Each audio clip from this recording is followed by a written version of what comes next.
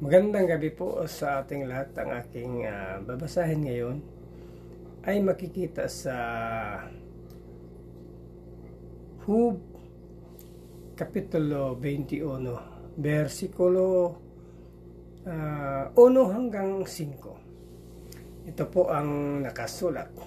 Ang sagot ni Hub: pakinggan ninyong mabuti itong aking sasabihin. Ituturing ko ng ito'y pag-aliw sa akin. Ako muna'y inyong pagsalitain, at pagkatapos ito, saka na ninyo laitin.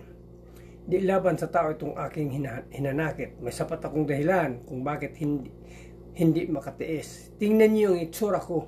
Hindi pa ba ito sapat upang tumahimik na kayo at walang salitang mabigas?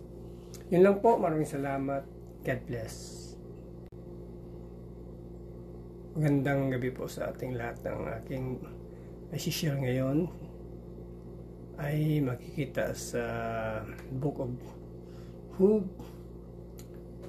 chapter 21 verses 6 to 10. Ito po ang sinasabi.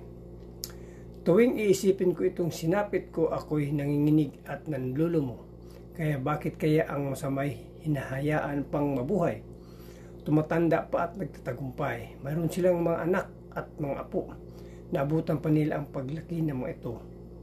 Hindi pinipinsala ang kanilang mga tahanan. Parusa ng Diyos ay di nila naranasan.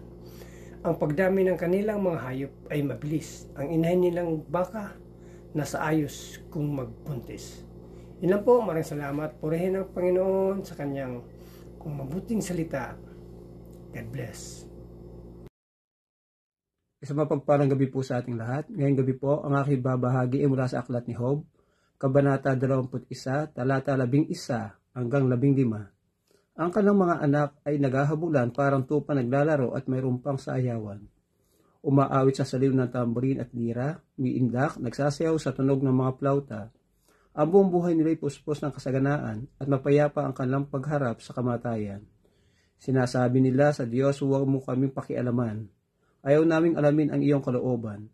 Sino ba ang makapangyarihang Diyos upang sambahin namin, at ano bang mapapala kung sa Kanya'y mananalangin? Purihin po natin lagi ang ating Amang lumikha sa pagkakabasa ng Kanyang mga salita. Amen. Isang mapagpalang gabi po sa ating lahat. Ang aking pambabasahin ngayon ay mula sa libro ng Job, chapter 21, verses 16 to 24. Subalit ang totoo, ang pag-unlad nila ay hindi galing sa sarili nilang pagsisikap. Kaya ano man ang ipapayo ng masasamang taong ito ay hindi ito tatanggapin.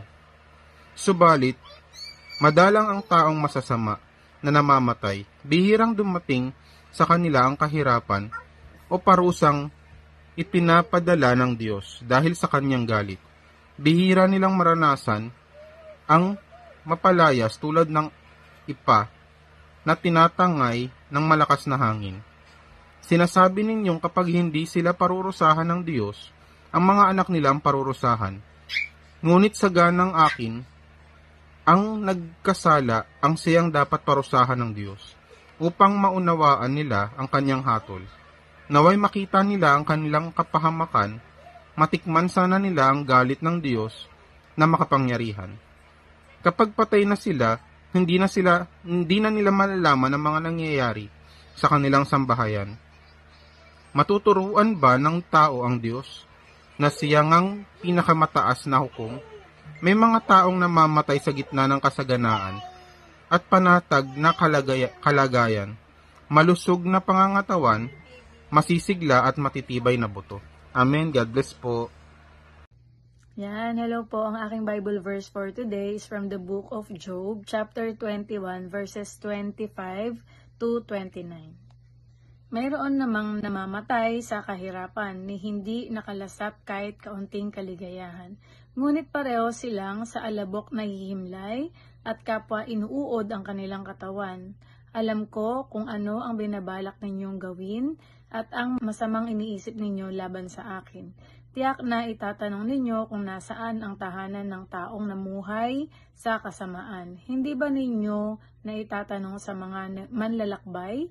Mga ulat nila'y hindi ba ninyo pinaniniwalaan? Amen. Ang mabuting balita ng ating Panginoon.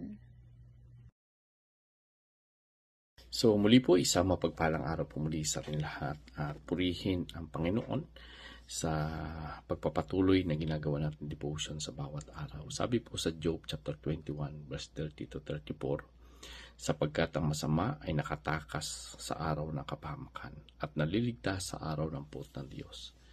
May nagsasabi ba sa kanya sa harap niya ng kanyang kasamaan? May nagbabayad ba sa kanya ng parusa sa kanyang ginawa?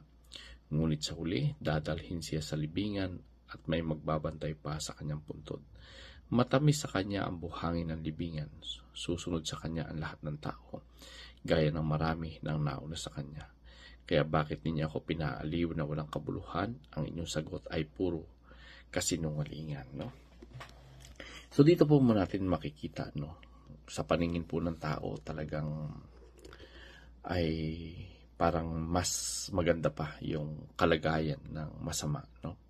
Parang yung masama ay nagtatamo sila ng ginhawa ng buhay. So dito makikita natin na marami na ganon yung kanilang pagtingin. Pero dito po natin makikita na hindi po ganon ang nangyayari. Sa mata po ng tao, pwedeng yun yung ating makita. Pero sinasabi po mismo ng Biblia, no? There will be a time, no, na lahat ng ginawa ng tao, ang lahat ng kanyang mga action, ito po ay may kabayaran, no? At wala pong maitatago sa Panginoon. So dito makikita natin na nandun po talaga yung parusa ng Panginoon, no? Na kung ano ang iyong ginawa ay talagang ito ay pagbabayaran mo. At dito makikita natin na talagang nakapaghatid kay Job ng sakit, no? Yung sinasabi ng kanyang mga kaibigan.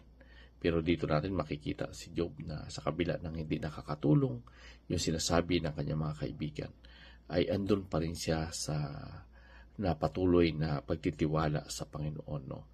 Talagang sa sitwasyon ng ginawa ng kaibigan ni Job, no, ay hindi po sila naging maingat, no, bagkus nakadagdag pa rin ito doon sa kanyang buhay. At dito makita natin na kahit tila, no, na tahimik ang Diyos, ay hindi po natin pwedeng isipin na ang Panginoon ay nagpapabaya.